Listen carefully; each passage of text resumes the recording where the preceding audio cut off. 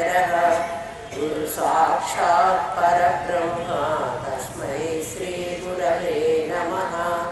नित्यानन्दं परमसुखदं केवलं ज्ञानमूर्तिं विश्वातीतं गगनसदृशं तत्त्वमस्यादिलक्ष्यम् एकं नित्यं विमलमचलं सर्वधी साक्षिभूतं भावातीतं त्रिगुणरहितं सद्गुरुं तं नमामि। ॐ सहना भवतु सहनौ भुनक्तु सह वीर्यं करवावहै तेजस्विनावधीतमस्तु मा विद्विषावहै। ॐ शान्ति शान्ति शान्तिः।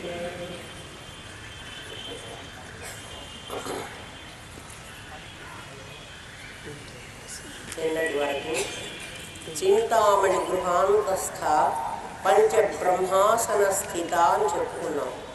పంచబ్రహ్మల మీద ఆవిడ ఆరోపితమై అలా కూర్చొని ఉండిట. పంచబ్రహ్మలు పంచప్రాణాలు. ఇంకొక అర్థం ఏమిటంటే అన్నమయ ప్రాణమయ మనోమయ విజ్ఞానమయ ఆనందమయ అనేటువంటి 5 కోశాలు ఉన్నాయి మనకి. 5 కోశాలు 5 బ్రహ్మలు. వాళ్ళ మీద ఆసీనురాలై కూర్చుంది అంటే అర్థం ప్రతి కోశము కూడా వాయువు లేకుండా నడవడానికి వీల్లేదు. ప్రాణవాయువు చూడండి, మన శరీరంలో మనం గాలి పీలుస్తున్నాము అని అనుకుంటున్నాం. అది రక్త ప్రసరణకు ఉపయోగపడుతుంది. బ్లడ్ ప్రెషర్ అంటున్నాం. ఆ ప్రెషరు వాయు పీడనమే, దాని ఒత్తిడి. మనస్సులో ఆలోచనలు వస్తున్నాయి. ఆలోచన ఏదైనా కదలకపోతే మనకు ఆలోచన రాదు. ఆ కదలిక వాయు చలనమే. మనస్సు చెలిస్తోంది, ప్రాణం చెలిస్తోంది, రక్తం చెలిస్తోంది.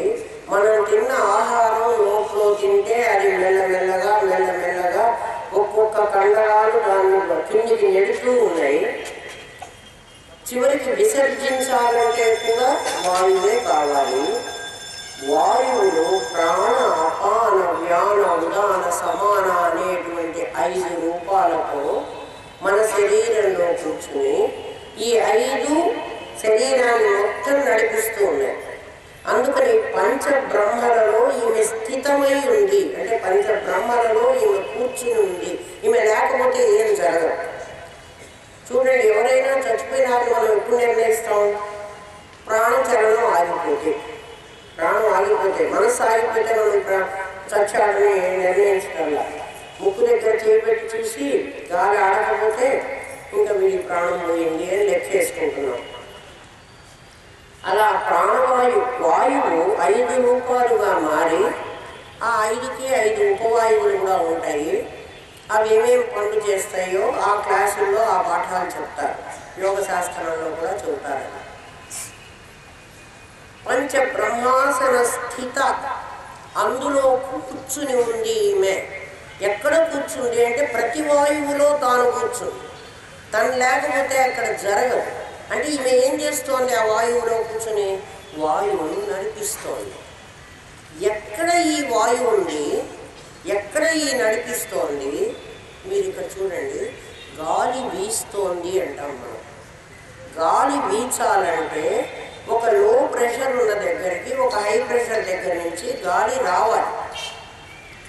అంటే సమానంగా చేసుకుంటూ ఉంటుంది గాలి. ఆ తక్కువ ప్రెషర్ ఉన్న చోటికి రావడానికే గాలి వీచాలి, లేకపోతే వీచదు. గాలి ఒక భూతమైతే గాలిలో ఉన్నటువంటి ఆ వీచే శక్తి అమ్మవారు. అలా మన శరీరంలో రక్తాన్ని ప్రసరింపచేసే శక్తి ఆవిడ. రక్తం ఆవిడ కాదు, రక్తాన్ని ప్రసరింపజేస్తుంది. ఆలోచనలను కదిలిస్తుంది. ఆలోచనలు మనం ఒక ఆలోచన తర్వాత ఇంకో ఆలోచన వస్తుంది. చూడండి, అవి నడవకపోతే మనకి ఎలా తెలుస్తాయి? ఆ ఆలోచనలను కదిలిస్తోంది.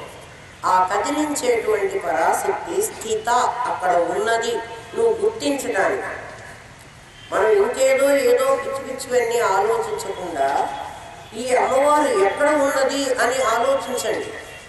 అప్పుడు మీకు ఆవిడ ఉన్న చోట్లు చెప్తున్నారు, ఆవిడ దొరుకుతుంది మీకు. ఆవిడని ఎలా చూడాలి అని అన్నారు కదా, నేను మీ ఇంట్లో వచ్చి కూర్చున్న వ్యక్తిని మీరు ఎలా పలకరించాలి అన్నదానికి ఇప్పుడు చెప్తున్నది. మహాపద్మాటవీ సంస్థ కదంబ వనవాసిని ఈవిడట.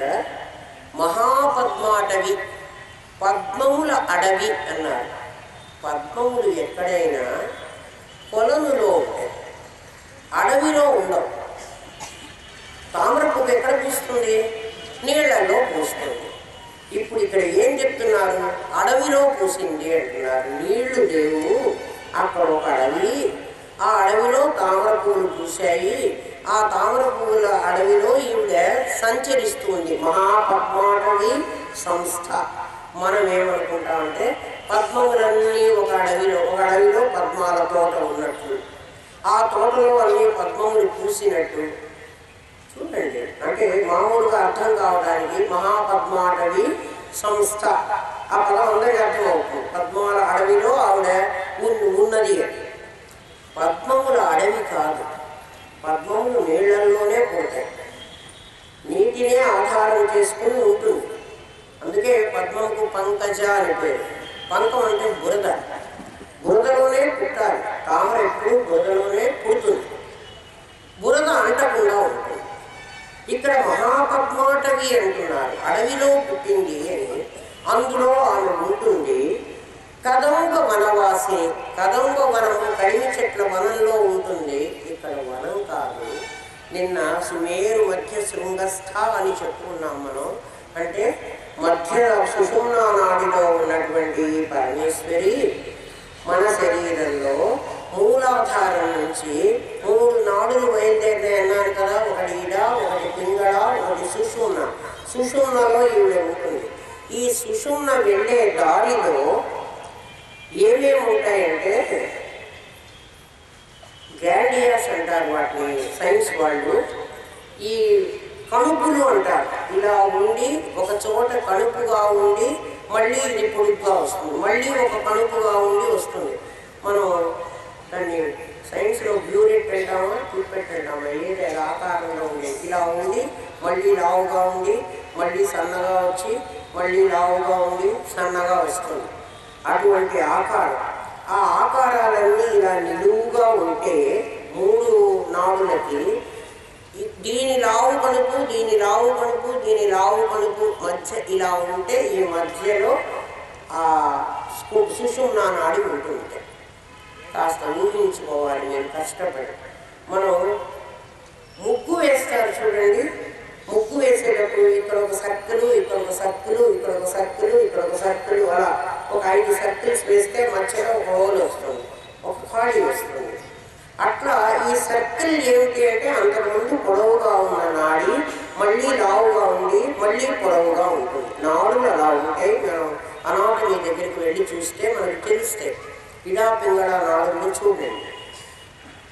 వాటి మధ్యలో సుషుమ్నలో ఈవిడ ఉంటుంది. ఇప్పుడు ఇది నీళ్లు లేవు, ఇక్కడ రక్తం లేదు. ఆ రక్తం లేని చోట్లో ఇలాంటివి పద్మములుగా పోలుస్తున్నాడు. అంటే మన శరీరాన్ని గురించే చెప్తున్నారు. దాంట్లో మహాపద్మాటవి ఒక్క పద్మం కాదు, ఇలాంటివి మనకి మూలాధారం, స్వాధిష్టానం, మణిపూరం, అనాహతం, విశుద్ధం, ఆజ్ఞ, సహస్రారం అని 7 పద్మాలు ఉన్నాయి మన శరీరంలో. ఆ పద్మముల మీద అడుగులు వేసుకుని పైకి సహస్రారానికి చేరాడు. మనకి శంకరాచార్య ఆదిశంకర సినిమాలో, మరి ఇప్పటి సినిమా సంగతి నాకు తెలీదు, ఇంతకుముందు ఆదిశంకరాచార్య సినిమా వచ్చింది కదా, మనం విన్నాం కూడాను. పద్మపాదుడు పద్మపాద అని గురువు గారు పిలిచేటప్పటికీ ఆయన ఆ పద్మాల మీద కాళ్ళు వేసుకుంటూ నడిచొచ్చాడు. మనకి విజువలైజ్ చేయడానికి అట్లా చెప్తారు. పద్మం మీద కాలు పెడితే నీళ్లు కదా, నీళ్లలో పద్మం ఉంది. పద్మపాదుడు ఎంతైనా ఒక 60 కేజీల బరువున్నా ఉంటాడు కదా. ఆ పద్మం ఆ 60 కేజీల బరువు గల వాడిని నిజంగా మోసిందా? మోయ్యలే. అయితే అది అబద్ధమా అండి? అది అబద్ధం కాదు. శంకరుడు సహస్రారంలో ఉన్న గురుస్వరూపం జీవస్థానంలో ఉన్నటువంటి మూలాధారంలో ఉన్న వాడిని పద్మపాద అని పిలిచేటప్పటికీ అన్ని పద్మాలు దాటుకుంటూ సహస్రారానికి వాడు వచ్చాడు. అంటే అంతకుముందు ఏమీ తెలియని పద్మపాదుడు గురు అనుగ్రహంతో అన్ని పద్మాలు దాటి వచ్చాడు. అది చెప్పడానికి వాళ్ళకి వీలుగాక పాపం పద్మాల మీద ఓ పాదం పెట్టించి, మనం కూడా అట్లా కాలు పెట్టి చూడండి, పద్మం మీద నిలబడతామా? ఏమైపోతాం? మునిగిపోతాం. వివేకానందుడు చిన్నప్పుడు వాళ్ళ అమ్మ చెప్పేంటే, నాయన స్నానం చేయగానే ఒకసారి ఆ దేవుడి గదిలోకి వెళ్ళి దండం పెట్టుకొని రారా అని చెప్పేది వాళ్ళ అమ్మ. అమ్మనే కదా చెప్తారు అట్లాంటి మాటలన్నీ. లేకపోతే కాస్త ఒక అమ్మ మంచిగా చెప్తుంది, ఇంకొక అమ్మ కాస్త కోపడైనా చెబుతుంది, ఇంకొక అమ్మ పనిష్ చేసైనా చెబుతుంది, శిక్షించైనా చెబుతుంది. ఎలాగోలా వాడితో ఆ పని చేయిస్తుంది. ఈమె కూడా అలాగే చెప్పింది.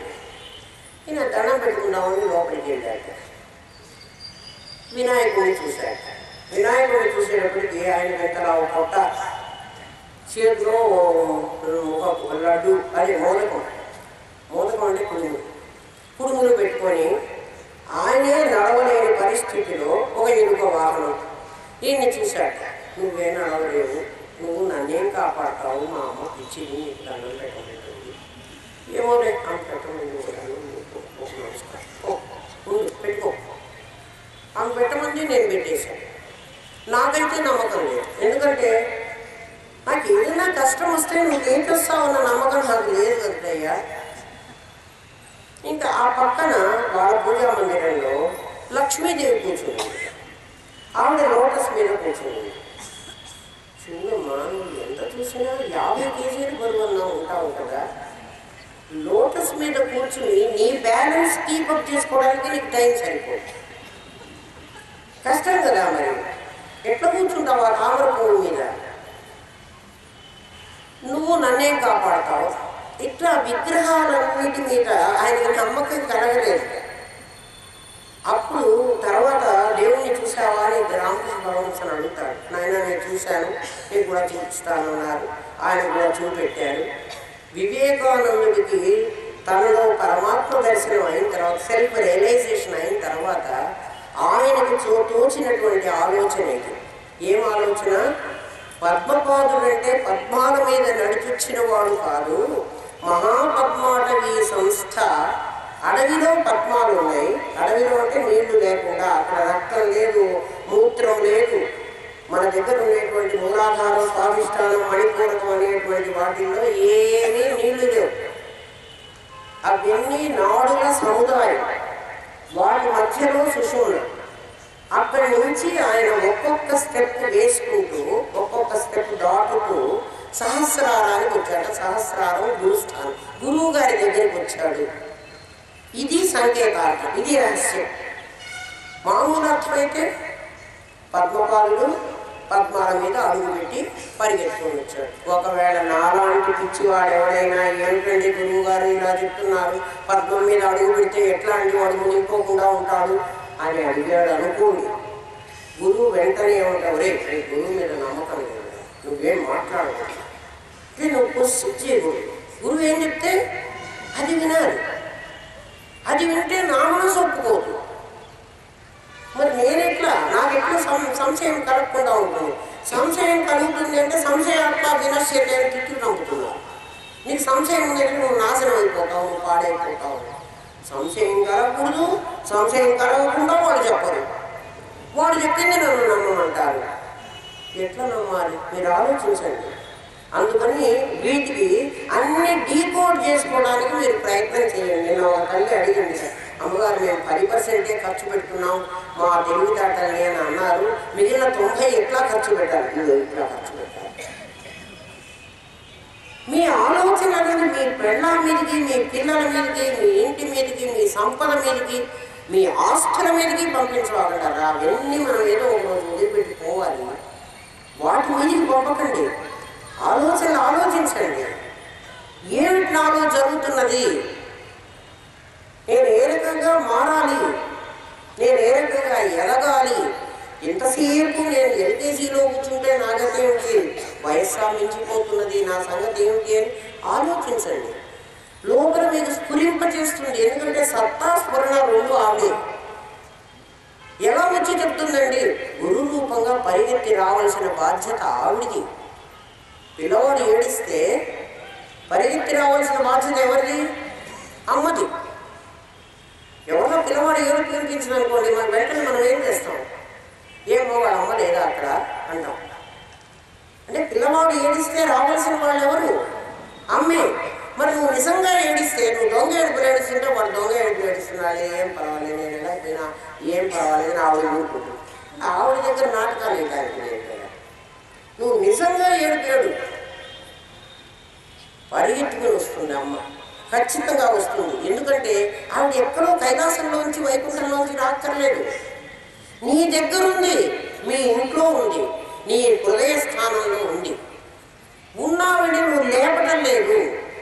ఆవిడ వచ్చి పాపం నీ సోఫాలో కూర్చుని నువ్వు తిండి పెట్టకపోతే, నువ్వు పలకరించకపోతే అయినా కోపం రాకుండా అలాగే ఉంది పాపం. ఎంత మహాతంలో ఆలోచించండి. మహాపద్మాటవీ సంస్థ వివేకానందుడికి వచ్చినటువంటి ఆలోచన ఇప్పుడు మీకు చెప్పింది. కదంబ వనవాసిని, కదంబ వనవాసిని. కడిమి పూలు, కదంబ కుసుమాలంటే కడిమి పూలు, అవి వర్షాకాలంలోనే పూస్తాయి. చాలా సువాసన ఉంటుందిట. వాటి వాసన ఎంత గొప్పది అంటే కొన్ని యోజనాల వరకు ప్రసరిస్తుంది. అంత సువాసన కలిగినటువంటి కదంబ కుసుమాలు. కదంబ వనవాసిని అని అమ్మవారికి ఉంటుంది. మహాపద్మాటవీ సంస్థ ఉన్నావు కదమ్మా, మళ్ళీ పక్కనే ఇంకో కదంబ వనాలు మాకు ఎందుకు ఈ వెలవగోలా అంటే వాసన. మనం రోజు అనేక వాసనలు, ఎన్ని వాసనలు ఉన్నాయంటే మనకి కొన్ని యోజనాల దూరం కదంబ కుసుమాల వాసన ఎలా వస్తుందో అలా కొన్ని జన్మలకు వెళ్ళడానికి కావలసిన వాసనల కుప్ప నా దగ్గర. ఒక్క జన్మకు కాదు. అంటే మళ్ళీ మానవ జన్మేనండి? అమ్మో, నేను చెప్పలేను, నమ్మకం లేదు. ఏ జన్మ వస్తుందో తెలియదు. జన్మలు జన్మలు జన్మలు ఇంకా జన్మలు ఎత్తడానికి కావలసినంత వాసనలు నా లోకంలో. ఆ వాసనలన్నింటిలో మళ్ళీ ఆమె ఉంది. ఎందుకుంది అంటే ప్రతి వాసన నీకు ఒక జన్మని కలిగించాలి, ఆ జన్మలు తనే రావాలి. అది ఎలాగంటే ఎందుకు ఆమె ఉంది అంటే, నాటకాలు వేస్తున్నాం అనుకోండి, మనం స్కూల్లో నాటకాలు వేస్తారు పిల్లలు. ఆ గ్రీన్ రూమ్లో ఆ నాటకాన్ని నేర్పేటువంటి ఒక టీచర్ ఉంటుంది. ఒక టీచర్ లేకుండా పిల్లలు వాళ్ళకి వాళ్ళే నాటకాలు వేయరుగా. ఆ టీచర్కి ఆ నాటకంలో ఉన్న 10 క్యారెక్టర్లు ఆవిడకి సంబంధించిన వాళ్ళు. లేదు ఒక క్యారెక్టర్ వాడిని మాత్రం నేను అలంకరించి వాడికి మాత్రం డైలాగులు నేర్పించి నేను స్టేజ్ మీదకి పంపిస్తాను అంటుందా టీచర్? ఆ నాటకంలో ఉన్న 10 పాత్రలు ఆవిడ రెస్పాన్సిబిలిటీ. అందుకని ఆవిడే పంపిస్తుంది. అంటే ప్రతి పిల్లవాడు నటించేటువంటి నటనలో ఆ టీచర్ పాత్ర ఉంటుంది. వాడు సరిగా ప్రొనౌన్స్ చేయకపోయినా, వాడు సరిగ్గా వేషం వేసుకోకపోయినా, వాడు డైలాగు మర్చిపోయినా ఆమె ఉంటుంది. గ్రీన్ రూమ్లో ఉండదు, ఇక్కడ వచ్చి ఇక్కడ నుంచి ఉంటుంది. ఆ తెర వెనక నుంచుని వాడికి ప్రాంప్టింగ్ ఇస్తూ ఉంటుంది. ఆ పిల్లవాడికి ఒక క్యారెక్టర్ వేస్తుంది ఆమె, అంటే అన్ని క్యారెక్టర్లు ఆమెదే.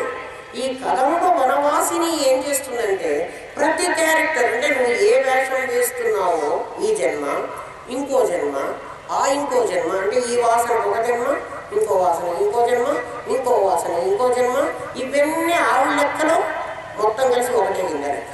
మన లెక్కన చాలా.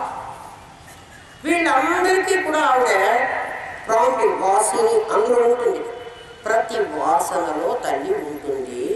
ప్రతి వాసనను కార్యరూపం ధరించేది ఆవిడే, దాన్ని నడిపించేది ఆవిడే. సుధా సాగర మధ్యస్థ, ఇది వ్యంగ్యాత్మకమైన సుధాసాగరం. అంటే వాసనలతో వచ్చిన జన్మలన్నీ ప్రపంచంలో మనం పొందేటువంటి జన్మలు. ఇక్కడ అంటే మనం వేసేటువంటి వేషాలు ఇవన్నీ.